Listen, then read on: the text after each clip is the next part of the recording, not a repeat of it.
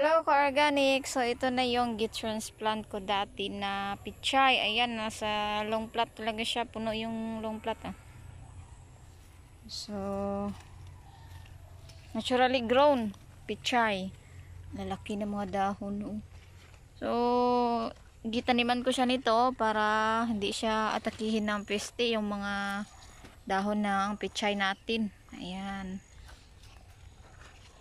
Nag-research naman ako anong pang-control para hindi atakihin yung dahon.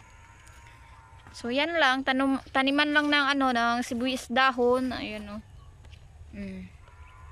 Tigi isang piraso lang gani oh. Ayan oh. Okay masyado. So pag magtanim kayo ng pichay, tamnan nyo din sa paligid niya ng ganito, sibuyas dahon para hindi din atakihin oh. Guwapa kaayo. Meron yan dyan. Yan yung kinainan, kunti lang siya. Ayan. O dito. Diba? Naturally grown pichay.